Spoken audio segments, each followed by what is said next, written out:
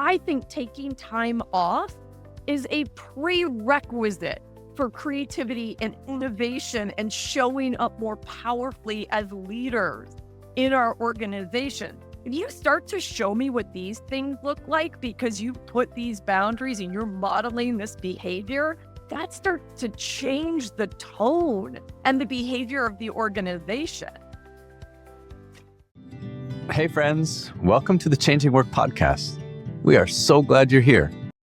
My name is Nick. And I'm Scott. And this is the podcast where we talk about changing work from the inside out. So if you're into making the workplace and the world a better experience via conscious business practices, stick around. This is for you. Cheers. Hey, Shelly. Genie out of a bottle. Genie out of the bottle. I love it.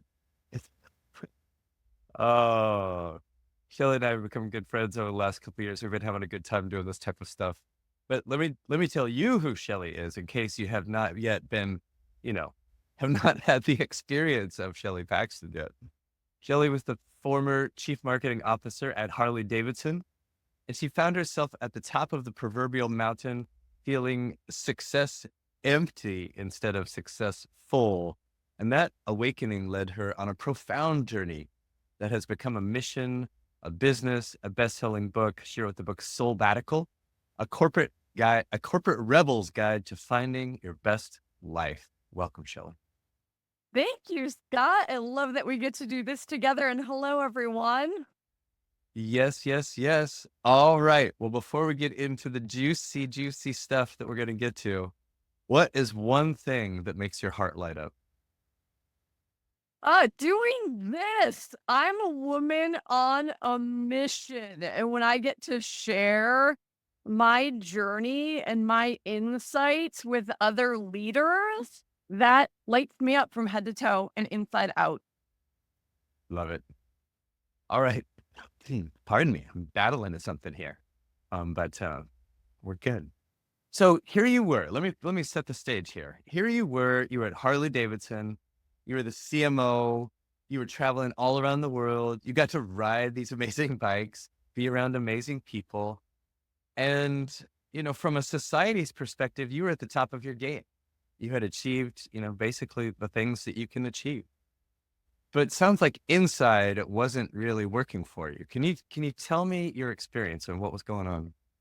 Yeah. And I'll take you even a little bit further back for those who don't know me. So Harley was the peak of a 26-year career in advertising and marketing. And I had worked across iconic brands from McDonald's to Visa to AOL back in the day, and then to Harley freaking Davidson, right? So especially as a marketer, to have the honor to steward a legacy brand like Harley that people love so much they tattoo it on their bodies, it was an incredible place for me to land. And personally, in my personal life, it was also post a pretty traumatic divorce. And so I was kind of reclaiming my mojo and, if we can set it, sort of my badassery, right? So here I am. And honestly, what I didn't realize is that subconsciously, I was doing exactly what you said. For those 26 years, I was kind of ticking what my dad had taught me was the script of success. And it looked like, yeah, you climb rung by rung of this particular ladder. And it looks like bigger titles and sexy brands and more money, more zeros at the end of my paycheck and more things in my life. And yeah, it was a moment that shook me when I get to go to Harley. I ultimately become VP, Chief Marketing Officer of this brand. And I'm like, I made it. And you're right, from the outside in, it was shiny, it was polished. I was riding motorcycles around the world. And I was waking up every morning with this dirty little secret that I felt empty inside. And I just felt exhausted. And I felt really guilty. And more than that, I felt really confused about how I had done all the things I was taught to do and all the things that I was promised, in quote, that success would bring me. And I felt this way. And so I'll pause there, but that's kind of, I got to that place and I was like, wait, how does this happen? And no one was talking about it. I thought I was alone. Ah, I feel like it's such a common thing. We have this mountain of success that we've been told from the very beginning, right? Get that grade, get that, do well in sports. It starts in grade school and junior high and high school and college, and it never stops until you realize, if you're lucky, you climb the mountain and then go, oh, wait, this is, maybe this is the wrong mountain. So what was it that was missing when you think back in that moment? Like, what was it that you wanted? Well, what's so interesting, and I didn't have any of this language or this insight or this kind of clarity back then. So, for anybody who might be experiencing this right now, just know it doesn't happen overnight and it didn't come to me overnight, but I did get a wake up call. I call it my cosmic kick in the pants. And I'm sure we'll get to that because, Scott, I know you know.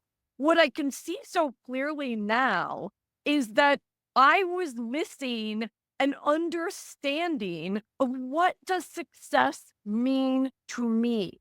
How does it feel for Shelly Paxton? What does it look like for me? Not society, not my dad, not the culture at large or the companies or these iconic brands I'm a part of, but me. So I didn't understand. I was still very much in that external validation, external accolade, external definitions or societal definitions of success. And I hadn't yet understood, what does it mean from the inside out? Mm, What actually said very simply, what matters most to me from mm. here? That is such a powerful question.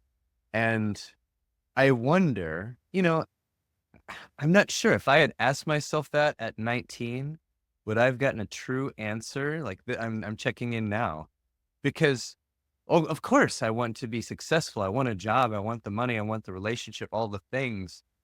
So how do you determine the difference between what we've been trained to want and what we really, really deeply want? Yeah, so this is one person's perspective on it, and Scott, I'd certainly be curious on yours as well. My perspective on it is this can evolve over time. So do we have to know the answer at 14, 19, 26? 26 happens to be an interesting number for me because when I look back as I was writing the book, I took a pause from my really sexy, shiny advertising career to kind of go on this soul journey that I didn't understand at the time. Was my first sabbatical, was me kind of starting to ask those questions, but not fully tuning in. I actually got really scared. And so I would say what it looks like is us starting to get more comfortable with this inner dialogue, this practice of a dialogue of listening deeply to ourselves, of knowing ourselves in terms of our truth, our essence, our values, and continuing to listen over time because, of course, it's going to evolve. But I think the challenge is, at least speaking from my experience, I was never taught to be in communication with myself.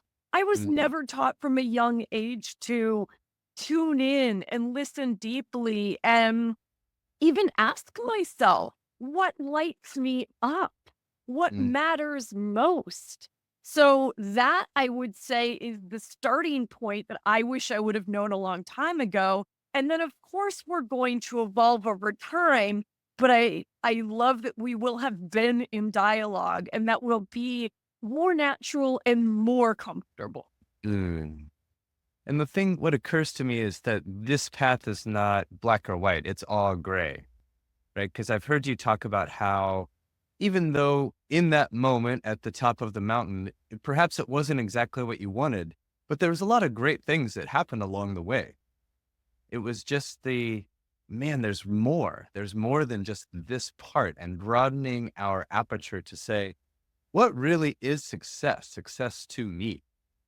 Yeah, and let me be really clear, Scott, you've heard me say this, and I just want to be clear for everyone.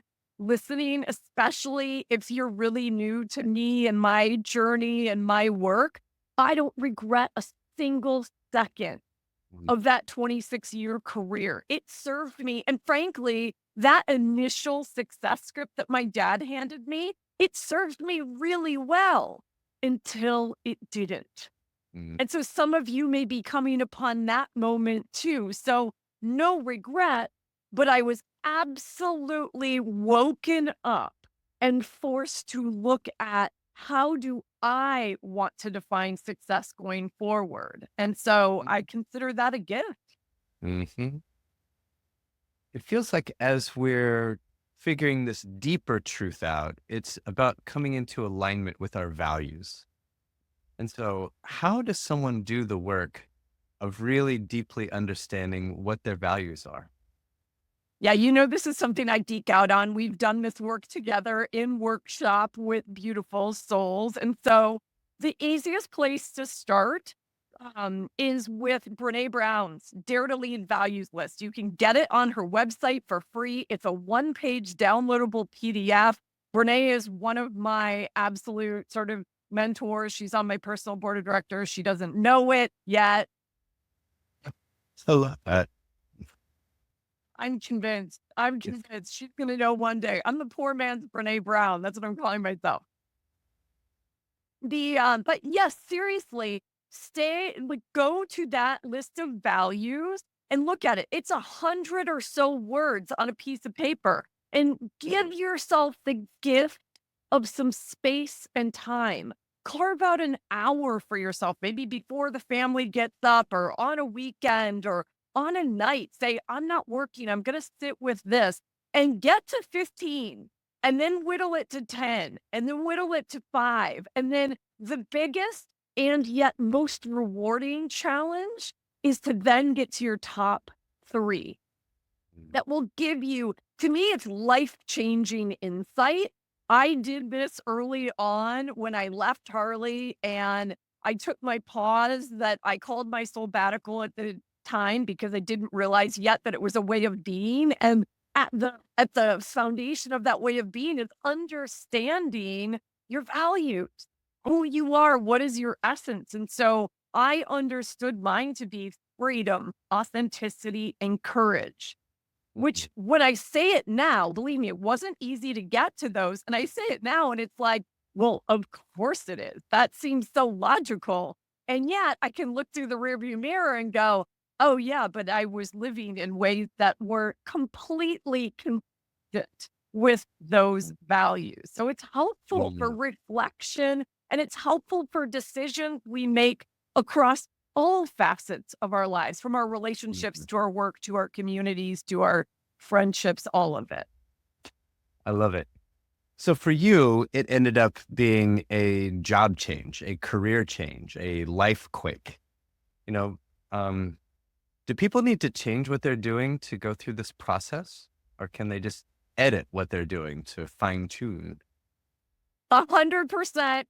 It's all of the above, but it's more the latter, right? Mm, So the editing is important. And Scott, you've heard me say this, but I love to say I quit so you don't have to. So yes, my calling was this nightmare that woke me up to why I was feeling empty and exhausted and not in alignment in my life.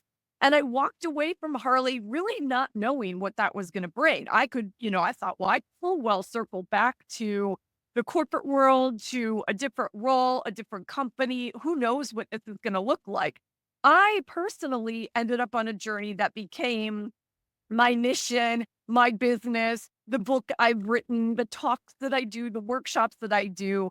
But I understand, having gone on that journey, that sabbatical is a way of being. And it's really a conscious choice to live in full alignment with your truth, your values, your desires, and to show up in the world more authentically, courageously, and fulfilled. And we get to start small. Every badass accomplishment is a series of tiny steps. So we get to start taking tiny steps.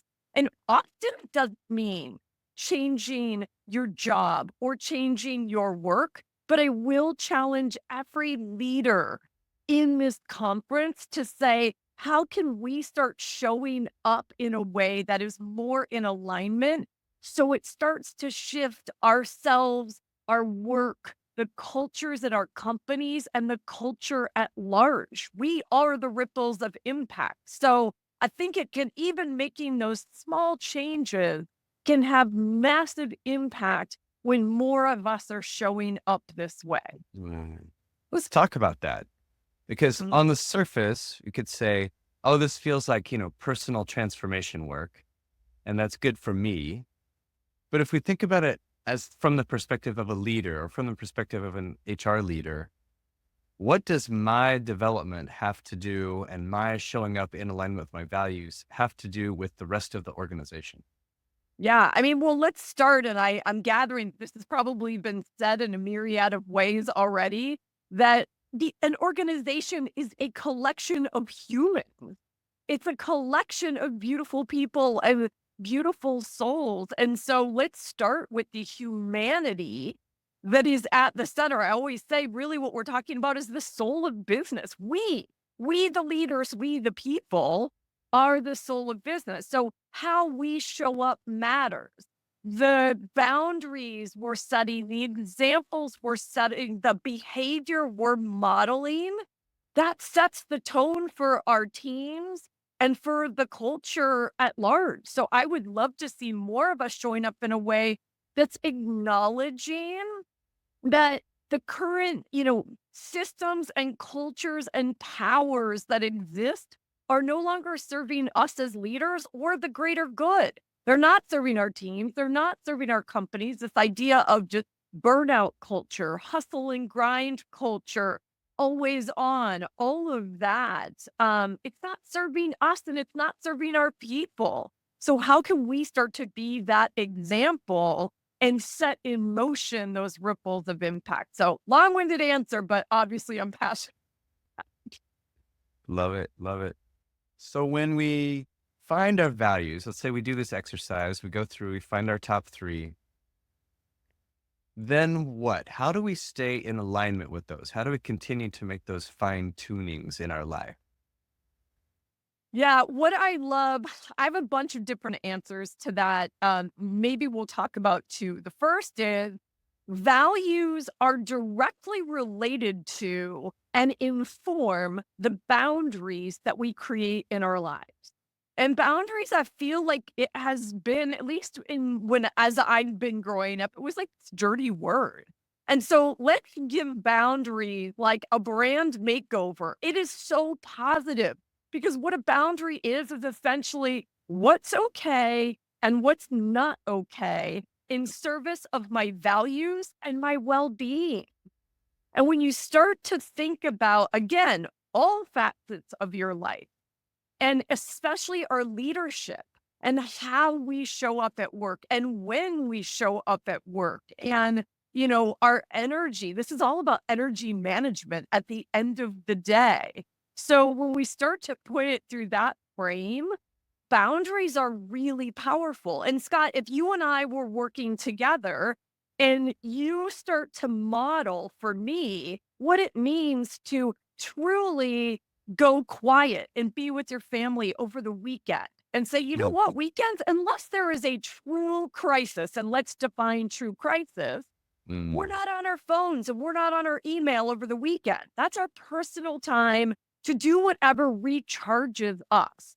And if you also demonstrate for me what it looks like to take all of your holiday. I'm a real believer in pause over push. Like, I think taking time off is a prerequisite for creativity and innovation and showing up more powerfully as leaders in our organization. If you start to show me what these things look like because you put these boundaries and you're modeling this behavior, that starts to change the tone and the behavior of the organization. I love that. So there's the influence that the leader has just by being them, by just by being living in their own values. How about as a leader, thinking about how we can help other people live in alignment, live in sabbatical? What do Yeah. plans do to help them with their own discovery process? Yeah, I love that you brought this up because I do work for the Chief organization, and Chief just launched a new piece of research around their whole new era of leadership. And I think it was 600 C-suite executives, both male and female, that they interviewed and said, what are the biggest challenges you're going to face in 2024, both from a company perspective and a leadership perspective? And one of the things that came up is the recognition that it is really imperative for leaders to help their employee really figure out a balance between personal and professional life. And how do we talk more explicitly about that? How do we share practices and tools to do that? How do we model that ourselves?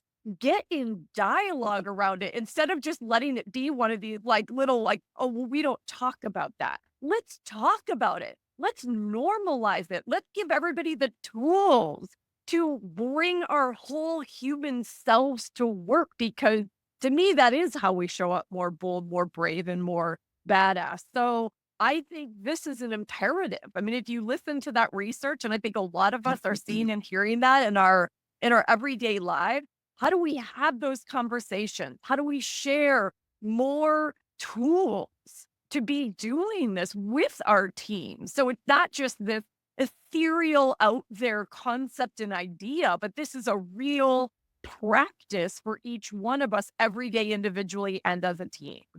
Beautiful. One of the things I know that you do is help people discover the things that kind of suck the energy from them and the things that energize them.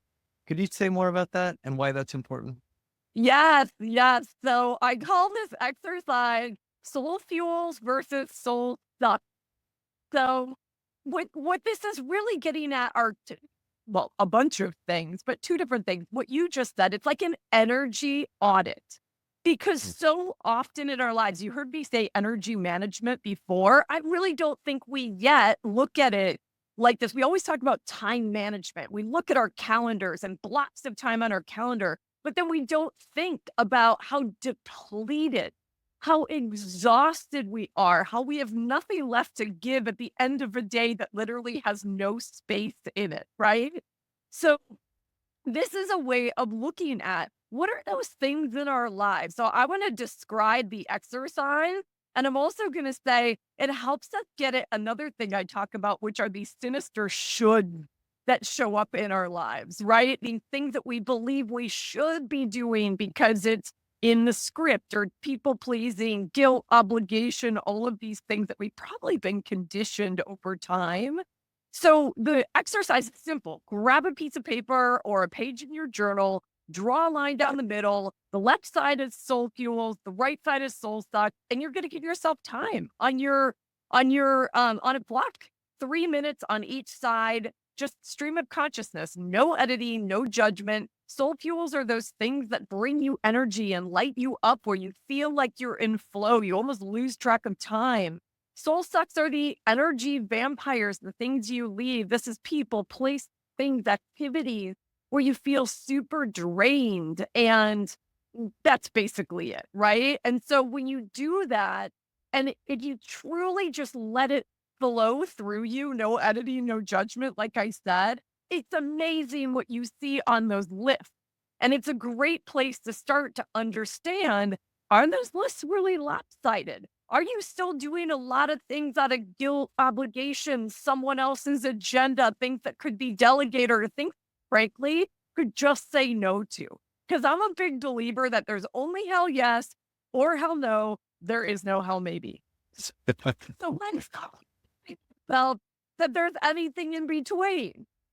So that's the gist of soul fuels versus soul sucks. And it's really insightful. And spend some time and get curious about what's underneath that. Where are the shoulds? Where are you telling yourself stories about things that you still should be doing, Mm, when in reality, you don't need to? There are different ways to approach it. mm. And I know taxes aren't the answer, even though we all want to cross tax. So I'm guessing there's going to be stuff on our soul suck list that we still have to do. Yeah. but it feels like choice, right? It feels like, oh, I can start to shape things. I can start to maybe do less of the soul sucks or engage more. Or maybe I realize like, wow, there's things that I really love to do that I'm not spending as much time as I would like to. Exactly. And so it goes back to this tiny steps idea. So think about it in terms of tiny steps and making these edits along the way in your life, in your leadership. You don't have to do this overnight all at once. You don't have to take a giant bite of the elephant. Like take one little piece and say, great, what could I carve out? What's one thing I could do differently? One soul suck I could take off the list to create space. Maybe it's an hour a week to create more space for your health, your well-being, or something you love, whatever that is. But yeah, start to consider what those things are and bring that exercise to your team and see what comes up. Beautiful. Shelly, as you have thought about these success scripts and helped people through theirs, what's been one of the most surprising insights you've come across? Oh, 100%. It's that success is a feeling, not a checklist. As I was doing this on my own, and as I've had now hundreds of conversations, if not thousands of conversations around this, I realized at the end of the day, it's like, ask yourself this question: how do I want to feel at the end of every day? What do I want more of? And it could come right out of your soul fuels and soul suck list. Maybe you want more connection, more joy, more health, more love, whatever it is for you. Maybe it's multiple of those things, but it often comes back to a feeling when we have been conditioned for so long that success is a checklist. And that radically shifted my understanding of success, how I now approach it, and how I now teach it and talk about it to the world. Yeah. Success is not a checklist, it's a feeling. Boom.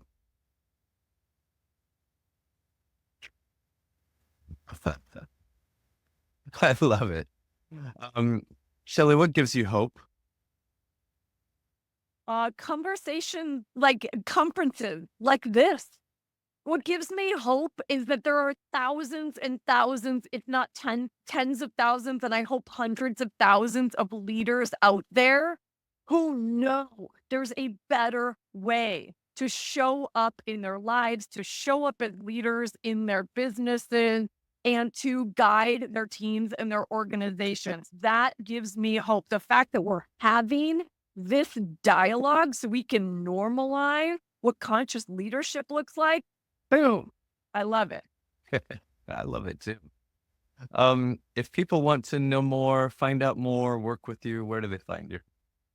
The two easiest places, go to shellypaxton.com. I'm Shelly with an EY. That has everything about me and ways to reach me. And connect with me on LinkedIn, Shelly Paxton on LinkedIn. I would love to connect with you, have a conversation with you.